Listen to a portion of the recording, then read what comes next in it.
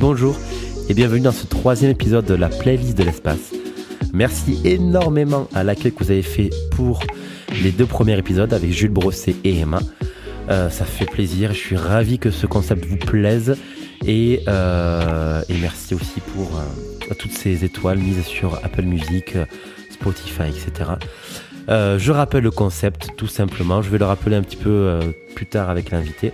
On discute pendant 1 heure et on essaie de trouver la meilleure playlist de l'espace en fonction soit de l'actu de l'invité, soit des thématiques précises. En gros, on discute, on s'amuse, on se fait plaisir, puis on crée une setlist qui n'a ni queue ni tête. Je rappelle aussi qu'il y a un lien en description de l'épisode ou directement sur Instagram où vous retrouvez du coup tous les morceaux dont on parle pendant le podcast. Bref, si vous voulez une meilleure immersion auditive, venez écouter le podcast, allez écouter le morceau, revenez écouter le podcast, comme ça au moins ça sera parfait, vous pourrez comprendre un peu mieux certaines thématiques un petit peu pointilleuses. Aujourd'hui, j'ai l'honneur de recevoir Swan Vod, guitariste hors pair. Swan, bonjour. Salut. Ça va? En forme? Ouais, ça va, super, et toi? Très très bien, impeccable. Il fait beau en Lot-et-Garonne, cool. Donc on est très bien. Il fait beau chez toi? Il fait moche en Rhône-Alpes. Ah merde. Moyen. Bah, je suis pas chez moi là, je suis chez ma compagne en Rhône-Alpes vers Lyon, mais ouais. D'accord, ok. Non, enfin, vu que j'habite à Paris, de toute manière, il doit faire moche à Paris de manière assez générale. Ouais, c'est général. C'est assez. Voilà, je me pose pas trop la question, j'ai pas besoin de vérifier, je pense. Ça marche. Swan, je te rappelle un petit peu le principe de la playlist de l'espace, du podcast, ouais. Un petit peu. Très simplement, pas de stress, on va juste parler ensemble pendant une petite heure et essayer ensemble en fonction de diverses thématiques, créer la meilleure playlist de l'espace. Ok. Voilà, comme ça au moins on va partir dans tous les sens. N'hésite pas à nous dévoiler tes secrets auditifs les plus sombres. Allez, Francky Vincent. Allez, Francky Vincent, allez, c'est parti. On commence. Francky Vincent. Non, mais voilà, je dis des conneries et il les met. Voilà, c'est parfait. Ah, mais moi je suis Vincent. Hop, Vincent. J'aime beaucoup. Laquelle de Francky Vincent? Francky Vincent, laquelle? Oh là là là là là. Bah, je m'en veux là. Bah évidemment, Fruit de la Passion. Parce que sinon, voilà. Allez, ça marche. C'est la première. Allez. je m'en veux tellement de ce que je vais me taire à partir de maintenant. Non, continue. Au moins ça commence bien. T'es dans le thème. C'est fait. Alors là. Parfait. T'as une rentrée hyper chargée, dis-moi. J'ai une rentrée un peu chargée, mais c'est pas plus mal pour une fois. Enfin, pour une fois, non, mais de manière générale, je suis à peu près tout le temps hyper chargé. Mais là, je me suis fait légendairement éclater. Ouais, donc c'est un peu fatigué, mais ça va, c'est cool, c'est pour le mieux. Parfait. On va en reparler un petit peu tout au long de la discussion. Déjà, on va continuer un petit peu notre playlist. On va faire une petite thématique. Histoire de faire chauffer le cerveau juste après manger, tu vois, à la digestion. Ouais, tout va bien. Tu sais, la digestion, le mec. C'est ça. Je te propose 3 thématiques et après on enchaînera sur toutes tes actus de rentrée. Je te propose soit le menu, soit Life is Life, soit 4 saisons. Et bah le menu. Ok. T'es le troisième invité qui choisit le menu, donc c'est parfait. Bah voilà. C'est nickel. Tout prévu. Imagine, t'es le cuistot mondialement connu, mais t'es un cuistot qui fait saliver les oreilles. Donc, qu'est-ce que tu mets comme morceau en entrée, en plat, en dessert et en digestif? Comme ça, moi, on est parfait. On est nickel. Alors, j'adore parce que je connaissais pas du tout le concept du truc. C'est ça. Je le découvre et je fais oh merde, ça va être marrant. Ouh là là, donc j'ai droit à vraiment ce que je veux, quoi.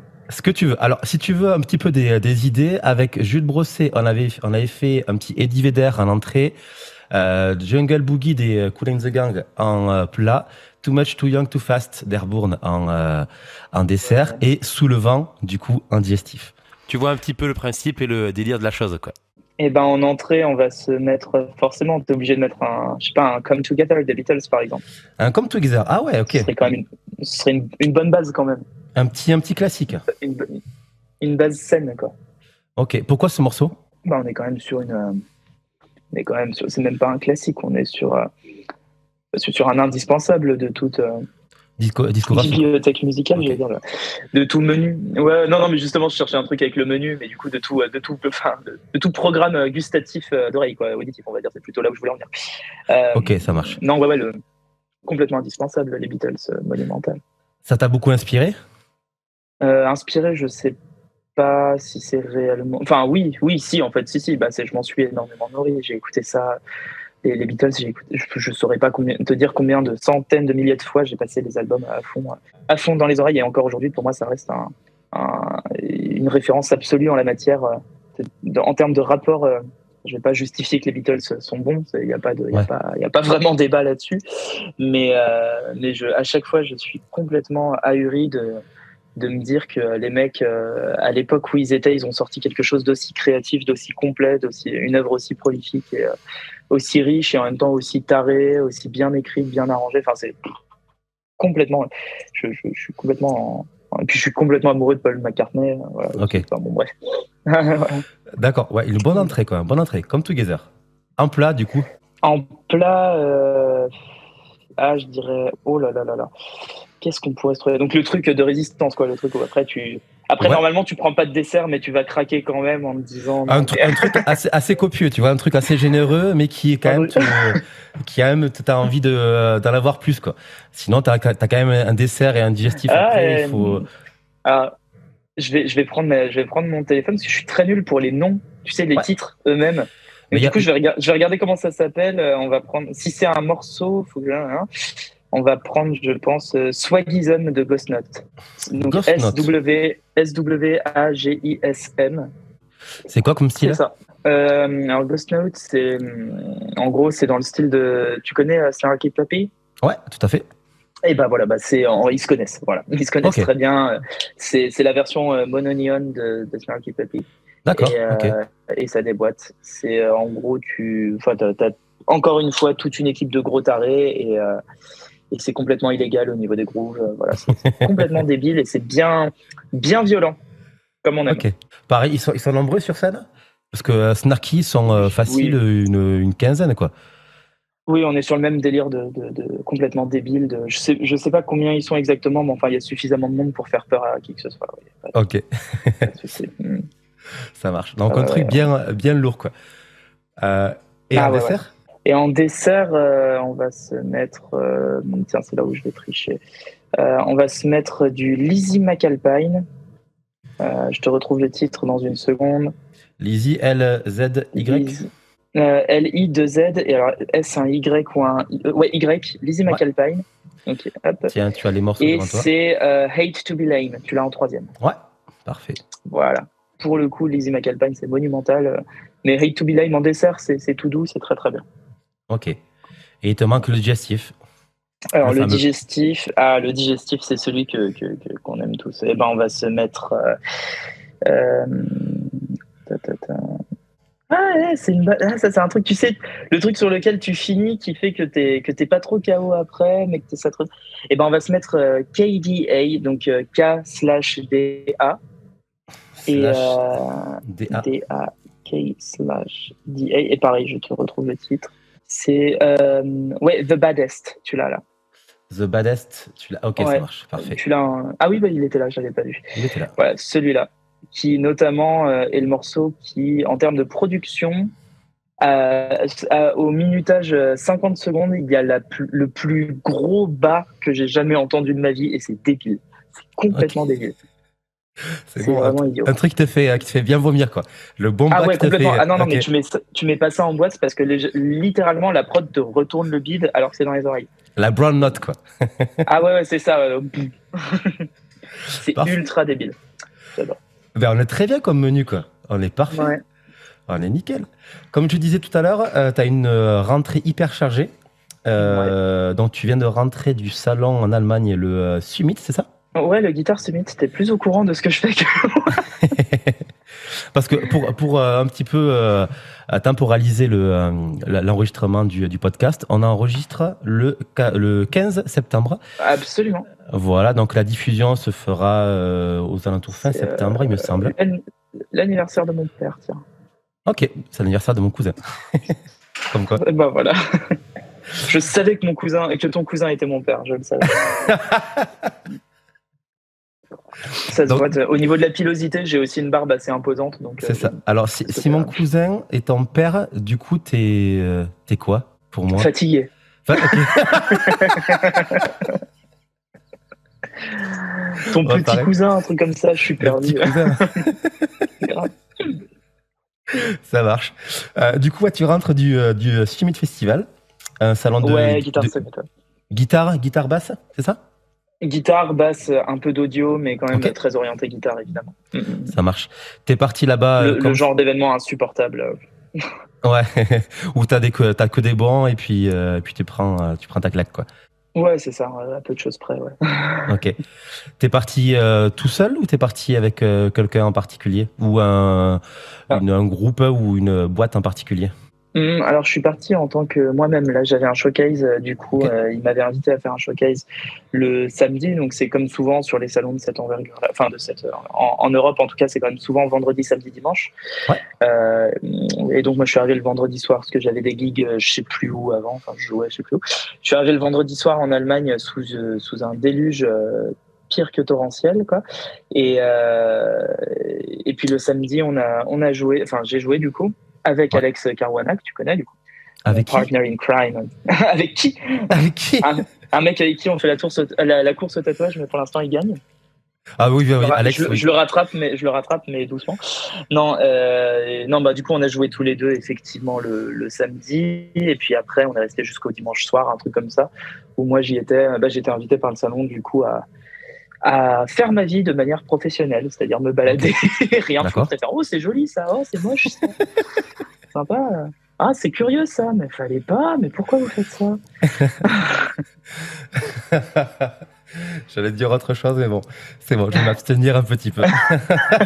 Non. Oh bah non, faut pas. Je préviens, en termes d'humour, je suis au niveau -10 de l'humour. Hein, ça marche, ok. Parce que c'est vrai que c'est la première fois qu'on discute ensemble, donc du coup... on n'ose pas aller franco direct, quoi. Mais bon, parfait. Du coup, c'était super bien. Il y avait du monde? Ouais, c'était chouette. Il y avait du monde. Moi, je l'avais déjà fait en 2018, ce salon. Et en fait, c'est rigolo parce que je discutais avec les organisateurs et ils me disent t'as encore plus de cernes qu'en 2018. C'est vrai qu'à chaque fois que je les vois, c'est pas le bon moment dans l'enchaînement des dates, en fait. Ouais. En 2018, j'étais arrivé, je revenais de ma première tournée aux États-Unis et j'avais fait 40 heures de voyage et j'avais 9 heures de décalage dans la gueule. J'avais rien dormi et j'arrive, il m'avait dit vas-y, joue. Ok. Ouais, donc j'avais joué, mais j'avais souffert quand même. Et qu'il m'avait déjà vu dans un état pas possible. Et là, j'arrive, pareil, j'avais rien dormi, je fais des trajets dans tous les sens. J'avais fait 11 heures de voyage, je crois, un truc comme ça. J'arrive, bah ça va mieux, toi? Ouais, bah non, toujours pas. Hein. C'était très très chouette en tout cas comme salon. Ça faisait plaisir de revoir les copains parce que moi les salons, je fais beaucoup les salons d'Angleterre, donc à Birmingham ou celui du coup de Mannheim là, en Allemagne, le NAMM Show à Los Angeles, les trucs comme ça. Enfin, je me déplace beaucoup en Suisse, à Montreux, bref. Et celui de l'Allemagne, je ne l'avais pas fait depuis 4 ans, eu égard aux conditions covidesques que l'on connaît et sur lesquelles on n'a pas passé des heures. Mais du coup, ça m'a fait plaisir de revoir des copains parce qu'il y avait Chris Buck que j'avais pas vu depuis longtemps. Il y avait les gars de Thomann, tu sais, Chris Baroxy, il y avait Andy Ferris, Itchpay et tout. Enfin, tous les copains, la dernière fois que je les avais vus, c'était à Los Angeles il y a 2 ans, quoi. Donc 2 ans et demi. Donc ça fait super plaisir de les revoir. Et puis on s'était pas tous passé le mot parce que personne n'était trop sûr de venir jusqu'à la dernière minute, en gros. Donc on tombait vraiment l'un sur l'autre et ça faisait plaisir, quoi. D'un coup on disait ah mais toi t'es là, mais oui mais t'es là, moi ça fait voilà câlin et tout. C'était vraiment chouette et j'ai pas eu une seconde, mais c'était trop bien, quoi. Ça faisait vraiment plaisir. Vraiment une réunion de potes, quoi. Ah bah carrément. Ah bah alors là c'était encore une fois complètement idiot, quoi. J'aime beaucoup ça. Ok. Et est-ce que tu as une chanson qui représente un petit peu l'atmosphère de ce que tu as vécu cette semaine, enfin ce week-end plutôt? Tu devais résumer un petit peu en une chanson le Summit Festival. Summit Festival, ça aurait été... qu'est-ce que ça peut... c'est une bonne question. Je me permets de réfléchir un peu. Vas-y, t'inquiète pas. Ça vaut le coup d'y apporter une réponse cool. Une chanson qui résume les guitares Summit telles que je l'ai vécues, du coup. Ouais. Franchement, tu sais quoi Oui, c'est bon. Tu mets Jacob Collier. Ok. Jacob Collier. Yes. Et Jacob Collier, tu mets Home... With the Love in My Heart. Alors, du coup, Ah putain, bah, je vois le titre Erase Me avec Lizzie McAlpine, justement, de Jacob Collier. Cet album, je t'en parlerai après, mais cet album a changé ma vie il y a pas longtemps. Là. Okay. Donc, Jacob Collier, tu mets With the Love in My Heart. Parfait. Ah ouais, ok, il est pas tout seul. Quoi. Okay. Ouais, il est avec Jules Buckley du Metropolis Orchestra. Là. C'est un truc du ou London, je sais plus qui fait. C'est encore une fois hautement débile. J'aime beaucoup. Okay. Trop bien. J'adore Jacob Collier. Ah bah, ça fait partie de ces artistes où pour moi il y a même pas à aimer ou pas en fait. C'est bien. Alors oui, c'est chargé, oui, c'est très complexe harmoniquement, il y a pas de souci. Mais c'est objectivement monstrueusement bien fait quoi. Qu'est-ce que c'est riche et intelligent et ce morceau-là, il y en a un notamment l'ouverture de, ça doit être Jesse Volume 1 ou un truc comme ça, je sais plus, sans doute sur son album. Parce que tu sais, il a fait les Jesse Volume 1, 2, 3. Ouais. Et sur le premier de mémoire, ça doit être le premier, l'ouverture c'est Home Is, donc la maison est, H-O-M-E, plus loin Is. Bah voilà. Et ça, c'est juste une leçon de contrepoint choral complètement démentielle et c'est incroyable de Tu veux la rajouter, profondeur. Ça Allez, on va la rajouter en bonus, ouais, carrément. Allez, ajouter à la bonus, hop, de Swan. T'as une version de... Alors ça, c'est pas sur Spotify, parce que c'est vraiment sur YouTube. Il l'a fait comme ça, lors d'un live. Ouais. Une version piano-voix de Alléluia, qui est bouleversante. Okay. Parce qu'en plus, ce qui est marrant, c'est qu'il est piano-voix, donc il peut pas tricher. Enfin, tricher, pas du tout, mais à base de quart de ton ou trucs comme ça, il est limité. T'inquiète pas, il va déjà suffisamment loin, il n'y a pas de souci. On est tous déjà à faire... Putain, le camp il a fait quoi. Mais ce que j'aime, c'est que c'est beau, vraiment. Si on aime un peu l'harmonie, c'est pas starbé. Non, c'est beau, c'est vraiment incroyablement intelligent et sensible. Et c'est très grand, vraiment très très grand. Ouais. Est-ce que tu dis c'est sensible parce que du coup autant Jacob Collier c'est hyper riche comme musique, mais autant il a des morceaux hyper accessibles et hyper un petit peu entre guillemets si tu veux populaire quoi. Ouais. Et c'est là où je trouve ça super fort, c'est qu'il arrive à faire des trucs simples et beaux et des trucs hyper compliqués et beaux aussi. Et c'est là où je trouve que cet artiste est vraiment monstrueux quoi. Mais c'est ça, le titre Erase Me avec Lizzie McAlpine là, dont je te parlais, c'est débile. T'as Lizzie McAlpine qui est une chanteuse phénoménale avec des arrangements incroyables. Et derrière, Collier, il est juste aux arrangements.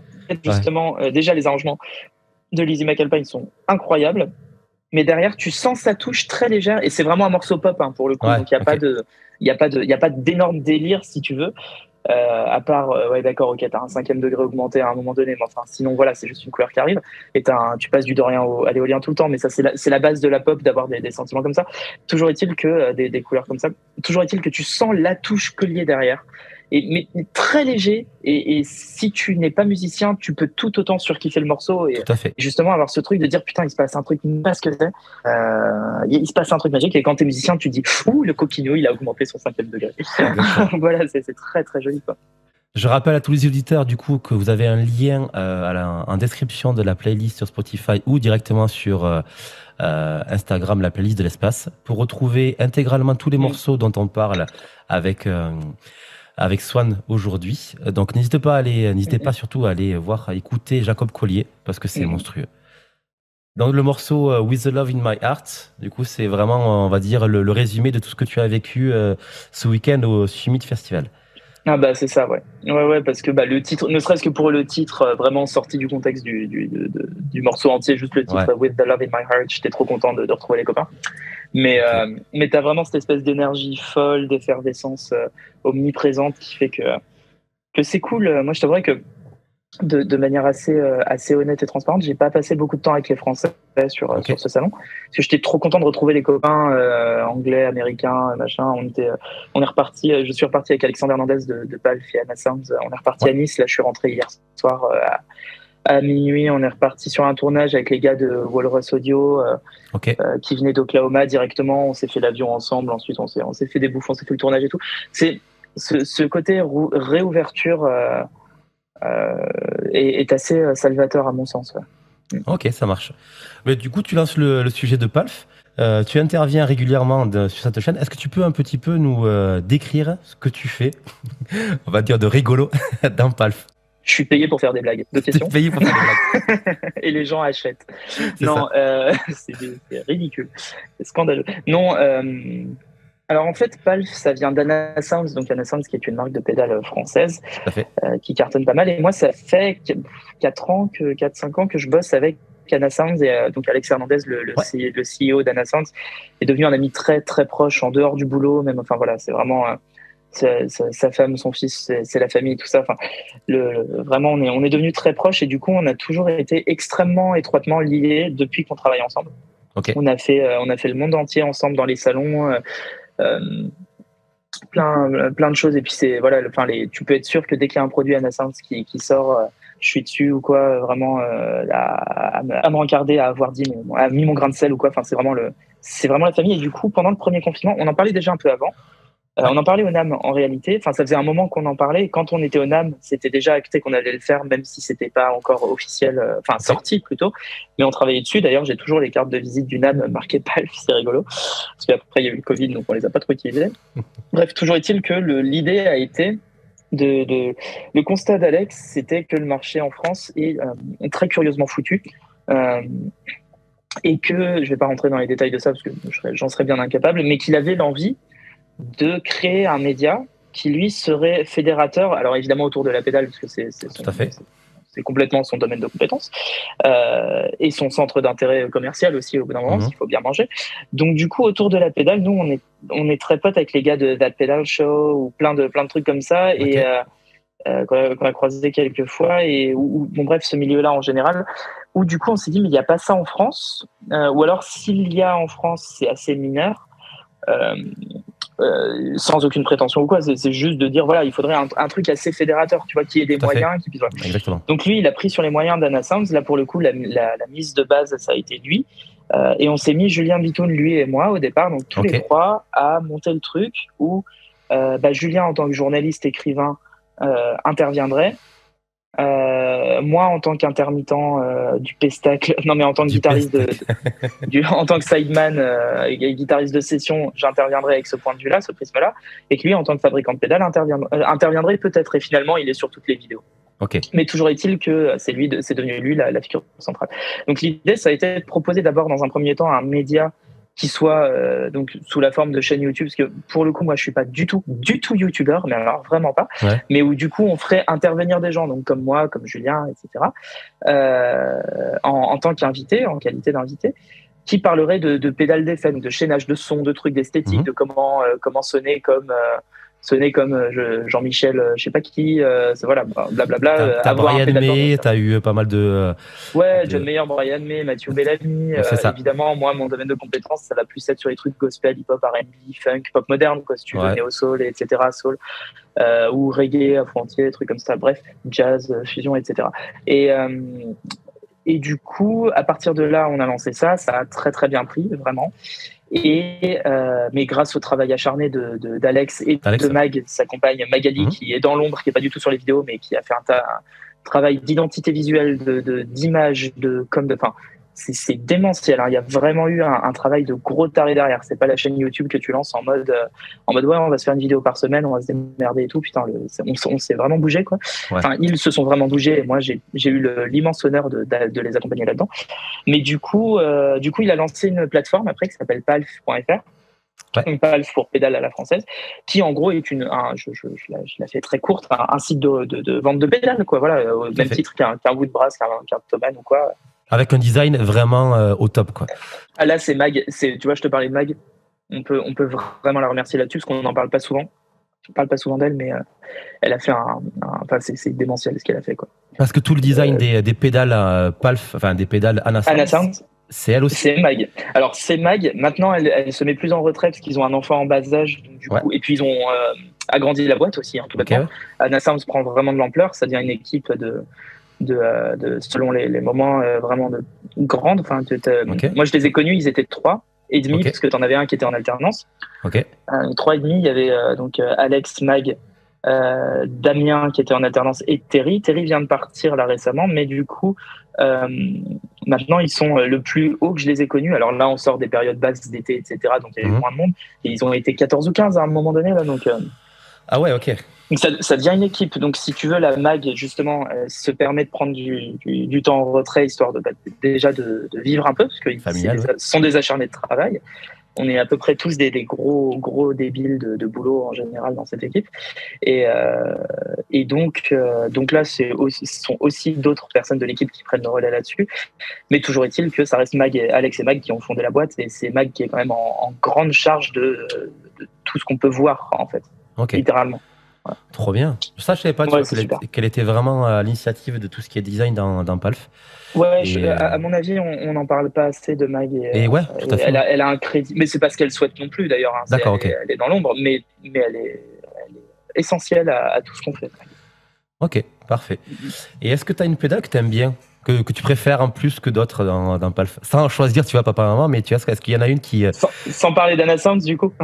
Ouais, sans parler d'Anna Sound. Si, tu peux, si vraiment il y en a une d'Anna Sound que tu kiffes, on peut tout faire. Ouais, en fait, j'allais dire, dans Palf, c'est compliqué d'en avoir une que tu préfères, parce que c'est un revendeur, donc tu as toutes les marques concrètement. Toutes les marques qui bossent avec eux, mais du coup, c'est comme dire, c'est quoi ta pédale préférée de tous les temps? Auquel cas, je peux répondre à ça, il n'y a pas de souci. Pour moi, je pense que ma pédale préférée, c'est le Peterson Strobostomp. C'est un accordeur. Ok. Parce qu'il permet de jouer juste, il est très très précis. C'est vraiment génial, c'est des accordeurs. Tout à fait. Je sais pas comment ça s'appelle, stroboscopique. Ouais, c'est monstrueusement précis, puis il est joli. Tu peux choisir la couleur de l'écran, et ça compte. Faut pas déconner, ça sonne vachement bien. Et de deux, c'est un accordeur qui sonne super bien, parce que quand tu l'enclenches, tu fermes ta gueule, et ça, c'est bien. C'est vraiment hyper important. Il te coupe le son, et ça fait plaisir. Il y a rien de mieux qu'un guitariste. Le meilleur guitariste, c'est celui qui joue pas et qui se tait. C'est ça. J'en ai marre des guitaristes, j'en ai marre de moi-même. Non, ça c'était pour la touche d'humour, mais plus sérieusement, je dirais, je sais pas, alors, chez Anna Sounds, j'ai un amour assez inconditionnel pour la Savage, qui est leur concentrateur, mais ça c'est tellement évident comme réponse que je vais même pas aller là-dessus. Je dirais que leur Ego Driver, donc là, c'est une Tube Screamer, mais avec un switch, désolé, ce sont les détails techniques, un switch qui te permet de passer, plutôt que sur la bosse des médiums, qui est très sympa d'une Tube Screamer, mais un peu boueuse, la Ego Driver, c'est un switch qui te permet de passer sur les hauts médiums, je sais plus à combien ça se chiffre, ça doit être sur les 2000 Hz, c'est un truc comme ça, je vais des deux cas, je vais pas dire conneries, et qui, au contraire, te donne le côté un petit peu drivé, très doux de la Tube Screamer, mais avec des hauts médiums, ce qui est beaucoup plus sympa, et c'est trop bien. Et celle-là, la Savage et la Ego Driver n'ont pas quitté mon board depuis qu'elles existent, en fait, tout bêtement. Pour te dire, je suis une des seules personnes à avoir réussi à casser la plaque en bambou tellement je l'ai utilisée. Tu y allais quand même bourrin, quoi, ou pas du tout, non? Mais même pas, c'est qu'elle a pris l'humidité, et après des années de voyage dans le monde entier, elle a ramassé, forcément. Et du coup, voilà. Ok. Et donc, du coup, est-ce que tu as un morceau qui pourrait correspondre le mieux à l'Ego Driver? À l'Ego Driver, ouais, tu peux. Alors oui, tu sais quoi, tu peux mettre. Alors je sais pas réellement s'il y a du drive dedans, mais dans l'esthétique. Ou alors, attends, je réfléchis. Je pense l'Ego Driver, tu pourrais mettre. Bonne question. En fait, le truc con, enfin pas con, mais juste le truc qui existe, c'est que j'écoute pas du tout de musique de guitariste, pas du tout. Ah ouais? Ok. Je supporte pas ça. J'ai une aversion pour ça, mais c'est une allergie, quoi. Je tiendrai pas les 50 premières secondes, je me casse. Ok. Parce que du coup, t'as une question de pas être à la hauteur quand t'écoutes, ou c'est pas une question d'esthétisme ou autre chose? Ah non, pour moi, c'est un espèce d'ego démesuré que je supporte pas. Non, mais évidemment, c'est très réducteur de dire ce que je dis, c'est pas du tout l'idée. C'est plutôt que pour moi, j'ai mon boulot principal, 99% de mon boulot, parce que forcément, on me connaît plus par les Palf, Audio Funding, Guitar Part, les médias, quoi. Mais mon boulot, moi, c'est guitariste c'est sideman, j'accompagne les artistes en tournée. Tout à fait. Donc concrètement, c'est comme, en fait, ce que j'aime pas, c'est quand quelqu'un me dit je suis guitariste soliste, par exemple, je fais, ou me dit ouais, je suis guitariste soliste, je fais non, t'es pas guitariste soliste, soit t'es guitariste, soit t'es mauvais, en fait. Toi, tu sers à rien. C'est un solo, t'as peut-être 20 secondes, et 20 secondes, c'est long sur 1h45 de show, où tu peux faire un solo, c'est bien. Et t'as intérêt d'être bien au point là-dessus à ce moment-là, parce que sinon, t'es carrément, tu fous tout le monde dedans. Mais pour autant, j'ai 1h44 et 40 secondes, du coup, à être le meilleur accompagnateur. Et je parle pas de rythmique, juste le meilleur musicien, le meilleur soutien pour l'artiste. Il faut, voilà. Et donc, il n'y a pas de guitariste rythmique ou de guitariste soliste pour moi. Il y a des gens qui sont bons et des gens qui n'ont pas travaillé ou qui se sont arrêtés de travailler. Et du coup, pour moi, la guitare, j'aime pas trop je peux vraiment pas le délire de. C'est un instrument qui chante beaucoup, hein, c'est super, c'est un des instruments les plus expressifs. Vraiment, il y a une palette de sonorités entre les vibratos, les bends, les blablabla, les slides et tout. C'est incroyable, hein, au niveau de l'expressivité sur l'instrument, c'est phénoménal et infini. Mais pour autant, moi, j'aime pas le délire. Tu vois, la Satriani ou Steve Vai qui sont monumentaux. Et puis j'ai écouté ça étant gamin, il n'y a pas de souci. Et c'est de la très bonne musique, mais c'est pas une musique qui me touche parce que pour moi, j'aime la guitare quand elle est au service d'un projet. Quand elle n'est pas l'instrument principal. Ouais, même pas, mais quand elle n'est pas l'instrument principal. Si tu veux. Moi, je l'aime pas en tant qu'instrument principal. Pour autant, on parlait de l'Ego Driver. Je pense que tu peux mettre le Slow Dancing in a Burning Room de John Mayer. John Mayer. Dans le live à Los Angeles, là, Where the Light Is, il est incroyable. Et le live, je sais pas si. Ça, et c'est le troisième. Le live à Nokia Theater. Celui-là, il est monstrueux. Parfait. C'est vrai que c'est déjà parce que là, on est monstrueux. Mais voilà.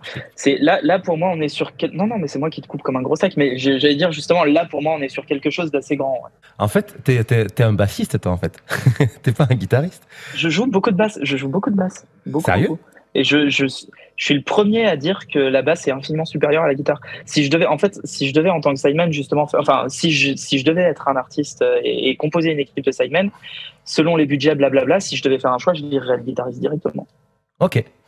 Mais tout le monde d'ailleurs, hein, c'est concrètement dans l'ordre de priorité, c'est les claviéristes toujours.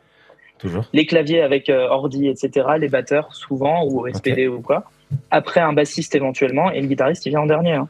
Après, ce qui vient réellement en dernier, souvent, ce sont plutôt les choristes, la section cuivre et tout, parce que ça implique toujours un énorme budget. Mais parce qu'un choriste, si t'as qu'un choriste, en général, c'est un peu dommage. Et puis les autres instrumentistes le font. Moi, je suis aussi chanteur, donc du coup, je le fais, il n'y a pas de souci.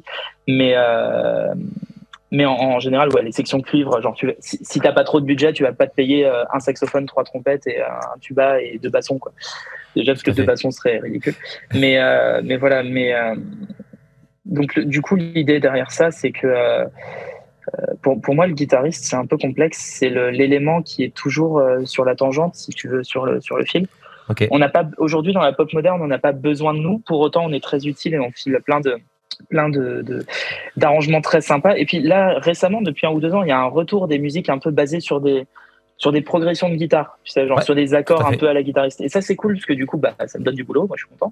Et de deux, ça permet de remettre un petit souffle dans la musique.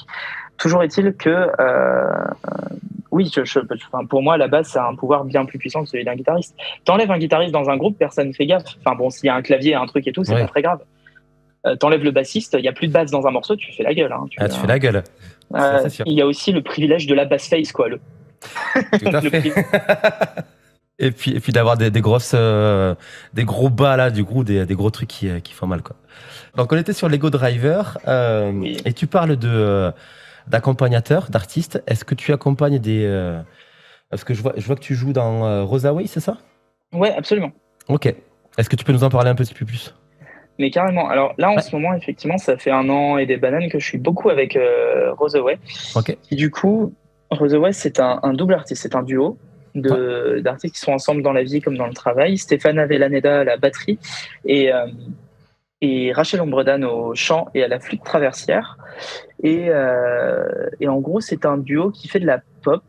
De manière générale, c'est sous l'égide de la pop, mais matiné de plein de choses intéressantes, parce que Steph, lui, il a été pendant 10 ans le batteur d'Anna Popovic. Il a fait des trucs avec. Il habitait aux États-Unis pendant très très très longtemps et il a tourné dans le monde entier avec elle. Donc c'est un registre plus blues rock. C'est tout ce qui est Anna Popovic, Johnny Lang, etc. Il a vraiment fait ça. Donc le côté blues rock très groovy quand même.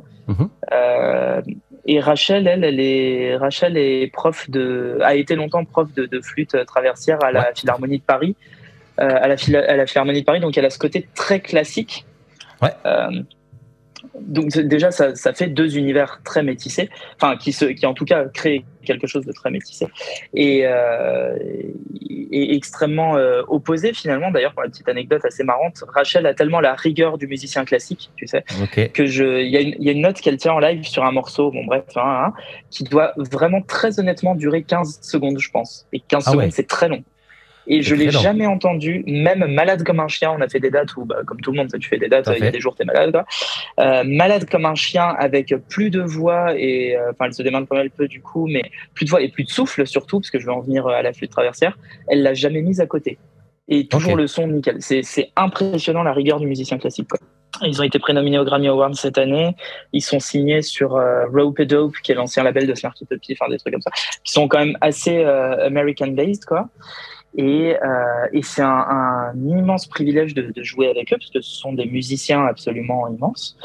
Et donc moi, de jouer pour eux surtout. Et du coup, moi, je m'insère humblement à faire les guitares et les chœurs pour le live. Et potentiellement, d'ailleurs, il est question que s'il y a besoin de guitare sur les prochains titres, éventuellement j'y sois. Mais ça, évidemment, ce sera selon leurs envies. Et on est accompagné également. Il y a un deuxième musicien additionnel à nos côtés, qui est Anthony Honnet. Anthony Honnet, qui est un claviériste qui a joué pour plein de monde là, il faisait Robbie Williams il y a 2 jours, il a fait Ed Sheeran il y a quelques temps, et il a fait, là, c'est le clavier de Robin Ford en ce moment. Donc, le mec est monstrueux. Lui, c'est un organiste au départ. Qui joue de l'orgue, mais vraiment qui a la culture, tu sais, de l'orgue. Donc, autant dire que dans le côté un peu blues New Orleans, tout ça, mais il est redoutable, j'ai jamais vu ça. Le mec maîtrise vraiment, tu sens qu'il vient de là. Et puis c'est un excellent claviériste. Il n'est pas spécialement pianiste, mais c'est pas que je sache en tout cas, mais excellent claviériste. Et c'est un très très bon aussi claviériste au synthé basse. Et alors ça c'est cool. Le mec il te lâche des trucs de Moog, mais tu sais, avec les glides complètement de l'espace, retournage de respect sur scène. Donc c'est vraiment un privilège immense de jouer avec des gens que j'estime autant et qui sont pour moi des sources d'inspiration et des gens avec lesquels j'aurais jamais eu la prétention de pouvoir jouer, quoi. Donc c'est vraiment cool. Roseaway, c'est un vrai plaisir. Et puis en dehors du boulot, ce sont devenus de véritables amis aussi, ce qui est quand même toujours plutôt chouette. Est-ce qu'on s'en mettrait pas un morceau de Roseaway? Mais grave, tu peux mettre Midnight de Roseaway. Allez, ça part. Tu l'as, c'est bon. Le dernier single en date. Est-ce que tu as d'autres artistes où tu... J'ai un petit frise. Où tu accompagnes un petit peu ou pas du tout? Mis à part Roseaway. Il y a eu pendant un moment un type qui s'appelait Kevin Choma, d'ailleurs, je sais pas pourquoi. Kevin Choma, qui est un chanteur de Saint-Étienne, un chanteur stéphanois. Là, pour le coup, là, pour le terre. Là, l'accent. Un chanteur de Saint-Étienne, Kevin donc Choma. Choma, C-H-O-M-A-T. Qui lui fait de la pop électro, pour le coup, vraiment formaté radio, tu sais, les Summer Hits, quoi. Super marrant. Et on était, alors là, ça s'est arrêté. Ça s'est arrêté pour le moment, ça reprendra peut-être plus tard, mais là, en ce moment, il n'y a pas de. Voilà. On était avec une équipe de gros tarés aussi là-dessus. Moi, c'est ça qui me fait plaisir, parce qu'en dehors des artistes qui ont des musiques super et avec lesquels on s'éclate. Non, mais bien sûr, mais je veux dire, l'équipe autour, musicalement, c'est important, mais humainement, c'est très important. Et là, c'était l'équipe, c'était la famille. Il y avait Alex Caruana, que j'avais placé Alex à la basse.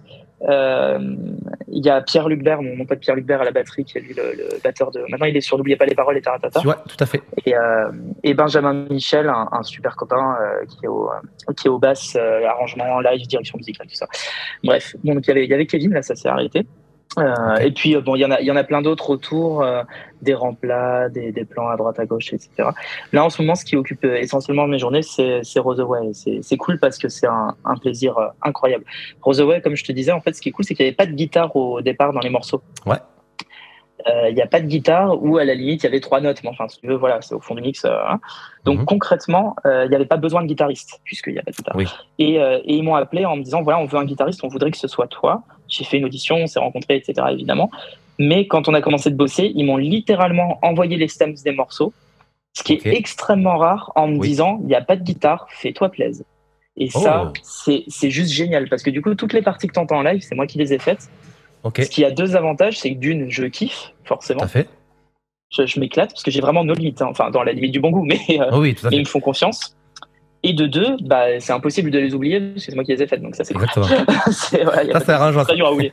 c'est quand même super pratique. J'ai pas vraiment beaucoup de choses à réviser entre les concerts, quoi. Même si je devrais pas dire ça en interview. Alors, il n'y a pas de problème, ça sera coupé. Non, mais plus sérieusement, c'est bon. Non, mais plus sérieusement, c'est super pratique et c'est trop bien.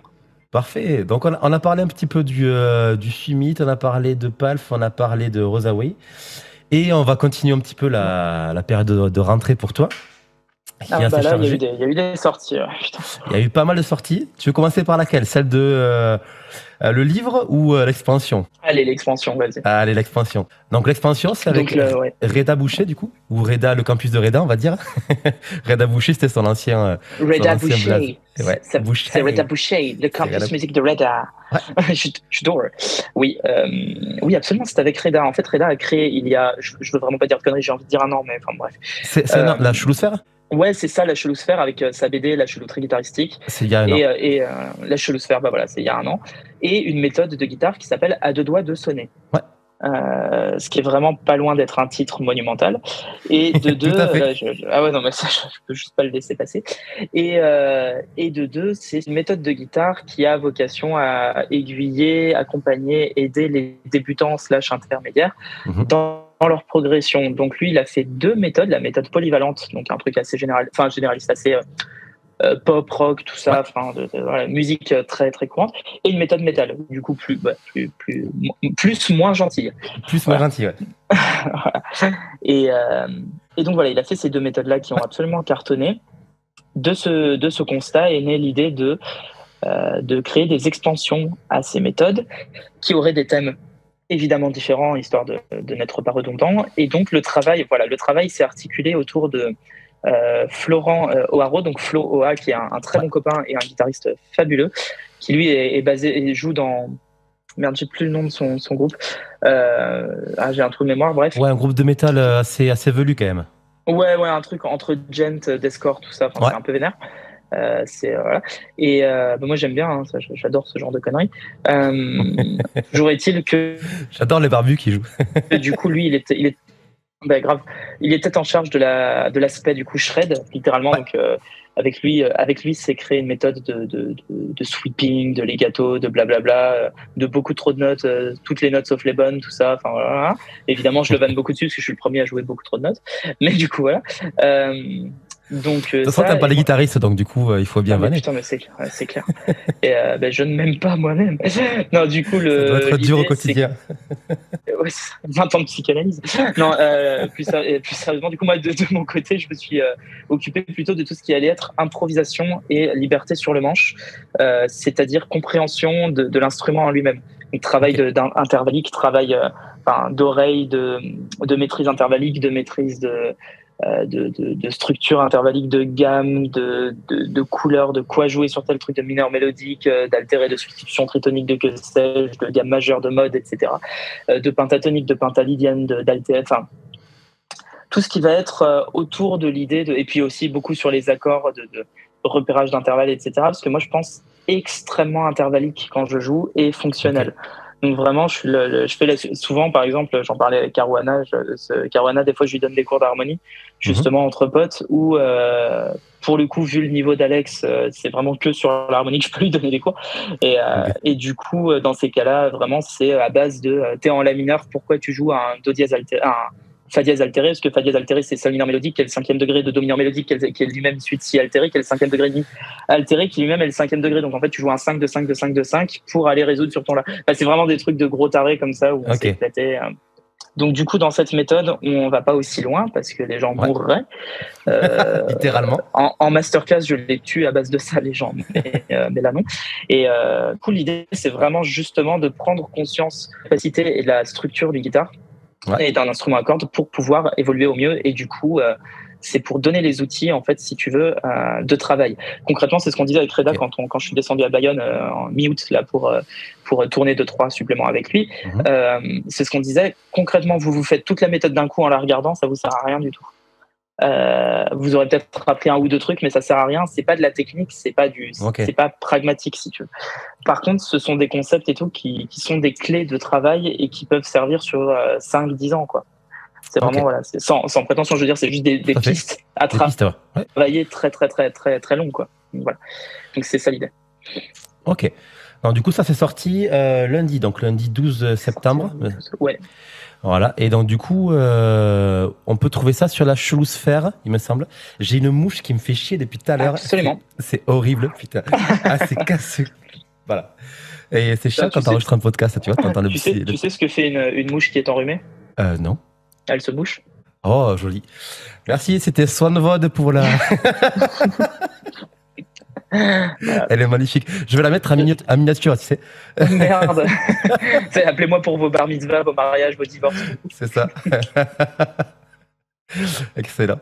Donc c'est sorti lundi, ouais. L'expansion Impro. Impro et Liberté, je crois qu'il a appelé ça comme ça. Ouais, ok, impeccable. Ça marche. Et tu as fait aussi, en collaboration avec Alex Cordo et Romain Morlot, oui. Du coup, un petit livre qui s'appelle Toujours un truc à bosser à la guitare. Ouais, absolument. Ouais. Est-ce que tu peux nous en parler? Et il est arrivé il y a quelques jours, je l'ai dans le salon. Mais pareil, aussi sorti officiel le 12 septembre, il me semble. Enfin, lundi. De mémoire, quant à la sortie officielle, ouais. Là, je crois, ouais. Parce qu'il y avait des précommandes et je crois effectivement que la sortie elle-même s'est faite lundi. Bref, en tout cas, je reçois plein de stories de gens, c'est trop mignon. Tu sais que c'est hyper touchant c'est impressionnant. C'est complètement taré de recevoir des stories de gens qui ont acheté ton bouquin, quoi. Enfin, c'est n'importe quoi. Bref. Donc oui, effectivement, Romain est un ami de longue date avec lequel j'ai déjà eu l'occasion de travailler, puis Gaël Liger avec lequel il a fait le son dans les doigts pendant longtemps et compte avec Julien Bitoun, Gaël Liger, Alex Hernandez, ça compte parmi mes amis vraiment les plus proches en dehors du boulot, et évidemment avec Alex Carwell. Mais toujours est-il que Romain, on a beaucoup parlé de son bouquin et moi je l'ai beaucoup aiguillé sur des trucs d'harmonie justement. Pendant longtemps, je lui file très régulièrement on a très régulièrement des discussions à ce sujet plutôt, c'est juste de dire ça. Et donc, de là, pareil, il y en a l'envie lui, il a fait le Guitar Cook, qui a eu plusieurs versions, qui a existé en plusieurs versions, mais il se trouve que le Guitar Cook, c'est une sorte de dictionnaire d'accords, de gamme, de trucs comme ça. Ce qui fait qu'il n'y a pas vraiment matière à faire un deuxième volume, plutôt à améliorer le premier, mais concrètement, un deuxième volume serait peut-être, c'est plus difficile à envisager, à vendre, etc. Et tu vois, parce que le premier est déjà relativement exhaustif. À dire que le mec bosse bien, il n'y a pas loin. Bref, tout ça pour dire que du coup, il s'est posé la question de comment avoir un nouveau produit à vendre, parce qu'encore une fois, même si on adore créer du contenu, c'est notre boulot, donc il faut bien qu'on mange. Et de deux, qu'est-ce qui pourrait vraiment être pertinent, intéressant, constructif et sain, quoi. Donc, il a fait un bouquin avec Cyril Michaud qui s'appelle 75... Non, je sais plus, merde. 75 méthodes pour apprendre à maîtriser la guitare. Il est là. Merci beaucoup, ouais, je l'ai. Il me l'a envoyé à la maison, c'est trop gentil, avec un petit mot adorable. 75 méthodes pour apprendre à maîtriser la guitare. Et du coup, avec Alex Cordo et moi, il a fait toujours un truc à bosser à la guitare. Ouais. L'idée, c'est qu'on a 52 exercices, un par semaine. Okay. On en a écrit 20 chacun, puis après, on a légèrement écrémé, puis je crois qu'il y en a 60 au final, je sais plus, il faut vérifier. Mais bon, bref, donc il y a au moins 52 exercices, un par semaine, déclinés en 3 difficultés. Donc, ce qui fait 52 x 3, 156 exercices. Donc, à chaque fois, chaque semaine, sur un concept différent. Ce qui est toujours assez marrant. On en a écrit en gros une vingtaine chacun, et on a chacun nos domaines de compétences. Ainsi, Romain, lui, il fait beaucoup tout ce qui va être couleurs très exotiques à base de, tu sais, tout ce qu'il fait sur les conocoles, les ragas indiens, etc. Tout à fait. Alex Cordo, lui, il y a beaucoup de techniques. Alex est en dehors d'être un guitariste absolument bouleversant, à ce truc où il est directeur du conservatoire de Montélimar, je crois. Et pendant très longtemps, il était à Romans-sur-Isère. Et du coup, lui, il a ce côté pédago réellement où il vient du conservatoire, etc. Donc, tu as beaucoup d'exercices techniques et de déliés, de mécanique, si tu veux. Ouais. Plein d'autres choses, évidemment, mais il y a beaucoup de ça. Et moi, comme d'habitude, finalement, je suis en charge de l'harmonie et du côté vraiment cassage de tête. Et cassage de doigts aussi, parce que vu que je viens beaucoup du gospel, R&B, néo-soul, beaucoup de musique hip-hop musique, trucs comme ça, c'est du gros cassage de doigts à base de jeux d'accords, de jeux gospel et tout. Donc voilà. Et du coup, le premier niveau est toujours accessible d'un point de vue technique et compréhension. C'est évidemment l'idée. Alors, c'est pas complètement débutant, mais ça, justement, ça accompagne tout à fait. Et puis, encore une fois, il y a 52 semaines. Donc, tu as le temps d'y aller de manière, Et c'est pour une année, et c'est pour bien plus qu'une année en réalité. Et du coup, il y a ça. Le deuxième niveau, c'est celui qui commence à être un petit peu relou, quoi. Et le troisième niveau, c'est le cassage de dents. Et Ok. Comme dans un jeu vidéo, quoi. c'est ça. Comme Absolument. un truc en mode, tu fais le jeu en mode normal, puis après en mode C'est difficile ça. et après en mode expert. Donc C'est c'est exactement parfait. ça. L'idée est C'est super bonne. exactement ça. Et du coup, c'est cool parce que tu peux aussi bien. Il y a 2 sommaires, du coup, je l'ai découvert quand il m'a envoyé le bouquin.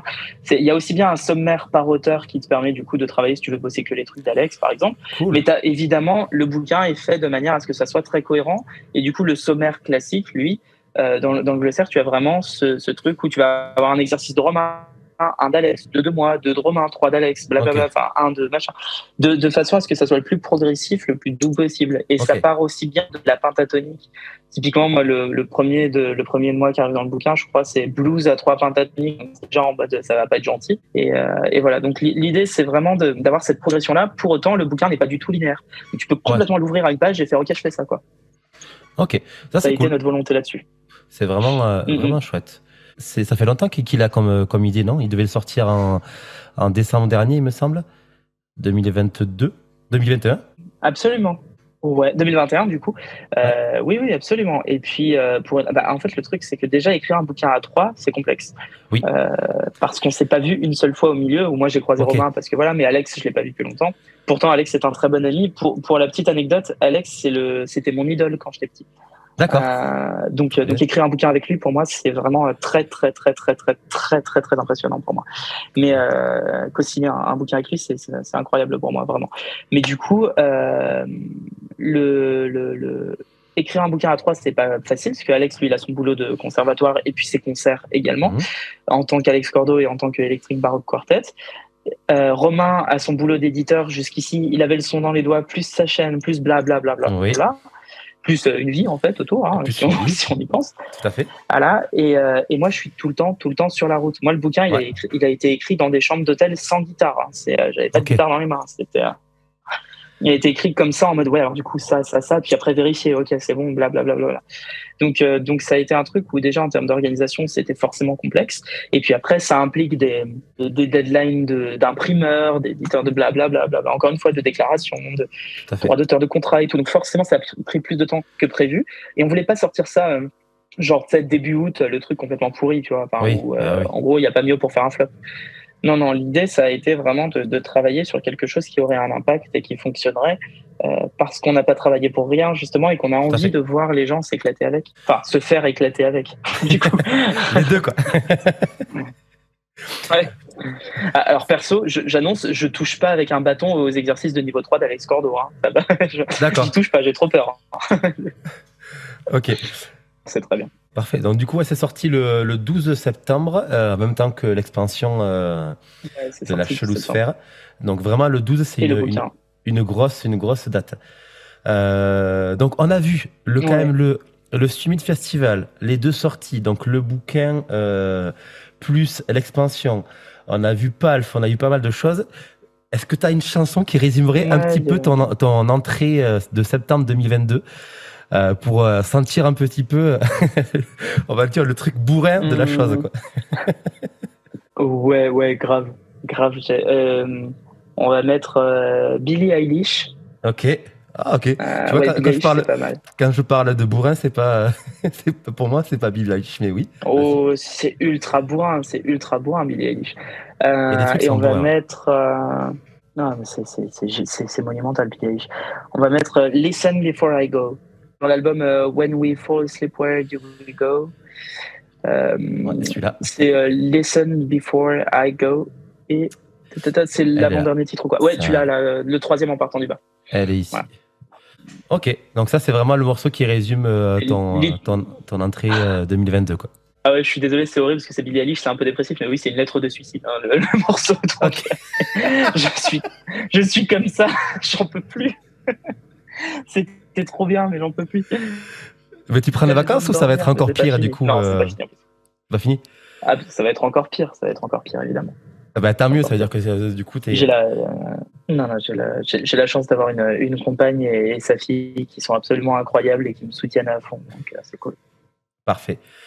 On a bientôt fini. Sinon, je pense que j'aurais explosé en vol. Tu m'étonnes. Soit l'entourage, c'est le mieux, quoi. Vraiment, il faut que tu aies un entourage bien ancré pour que tu puisses faire des choses assez hautes, quoi, on va dire. Parfait. Donc, du coup, ça continue, oui, ça continue même le 17 septembre. Bon, à l'heure où vous écoutez le podcast, la masterclass est déjà finie. Mais le 17 septembre, du coup, ce samedi, tu es en masterclass à la salle des fêtes d'Alissa, c'est ça? Ouais, c'est vers Valence. Ok, avec ouais. Gaël Liger. Oui, ça va être débile. déjà l'affiche est débile.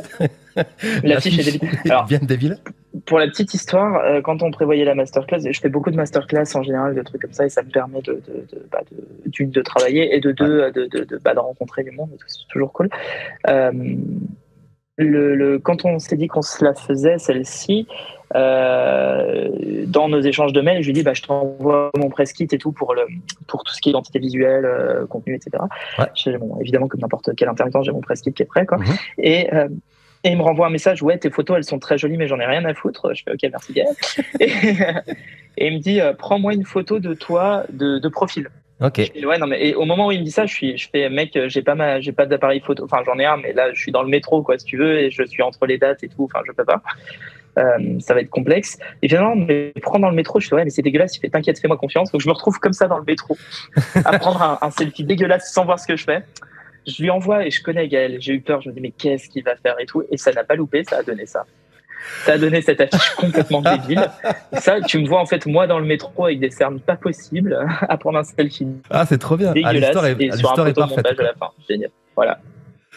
Et donc là, samedi, effectivement, on fait ça. Moi, j'ai 3 heures de masterclass. Je te dis ça de mémoire, ça doit être de 13h30 à 16h30. Et Gaël enchaîne ensuite jusqu'à ce que mort s'en suive. Okay. Le soir, tu vas avoir des animations. De jam session, de concours de Slayer. Je sais pas ce que c'est. Enfin, Slayer, je connais, mais je vois pas Et je vois pas ce qu'ils vont faire, mais ça va être marrant. Alors moi, malheureusement, le soir, je serai parti parce que c'est évidemment trop facile si j'ai pas 2 dates dans la même journée. Ouais. Donc du coup, je pars aux alentours de Lyon très vite. Okay. Mais voilà, donc je fais la masterclass, je commence celle de Gaël et puis après, il me faudra décoller. Mais voilà. Et moi qui fais beaucoup de funk, gospel, R&B, tout ça, je vais faire, spoiler alert, un morceau de black metal avec Gaël. Voilà. Trop bien. Est-ce qu'il va être sur les plateformes et tout après? C'est un morceau de son album, de l'album de Nazgul. D'accord, ok. Lequel? Mais alors, il n'est pas impossible qu'avec Gaël, du premier EP. Je crois que c'est le chapter 1 de mémoire, mais Nazgul. Et c'est tac. Ouais, et c'est, je vais te dire ça. Là, tu l'as ici, là, les deux de Nazgul. Eh ben, on va mettre Chapter 1, il est très, très, très bien. Nazgul, ah non. Ah ben, on le trouve pas, tiens. Là, c'est l'album, celui-là? C'est pas ça, c'est aucun des deux. Non, c'est pas ça. Ok. Alors, reviens en arrière, t'avais Nazgul avec Felbeast. Ok. Mais après, je sais pas s'il est sur Spotify. Ah, ça, je sais pas. Ah mince, il est pas sur... Et Felbeast, non, il n'est pas sur Spotify, Felbeast. C'est possible. Si Felbeast, je l'ai vu, donc F-E-2-L-B-E-A-S-T. Ah oui, tout à fait. Et Nazgul Felbeast, voilà, on va mettre ça, écoute. On va mettre ça. Tous les projets de Gaël Liger, on va faire ça. Ça, c'est les inter... Celui-là, là? Ouais. Vas-y. Apparemment, il n'est pas sur Spotify. Ça, c'est les interviews d'Alex Ouski, je crois. Tous les projets de Gaël. Oui, ça, c'est l'interview d'Alex, ouais. Et on va mettre, tu sais quoi, on va mettre du Die Art is Murder, voilà. Grosse violence. Ok. On va mettre ça. Ce sera parce qu'il n'est pas sur là. Die Art is Murder. T-H-Y. Die Art is Murder. T-H-Y. Ouais. T-H-Y. Voilà, tu l'as. Die Art et c'est Reign of Darkness. Ouais, celui-là, il est très bien. Okay. Le premier. Le premier. Voilà, donc là, on est sur du bon Discord de C'est mort. Un truc. Le break à la fin, c'est n'importe quoi rythmiquement.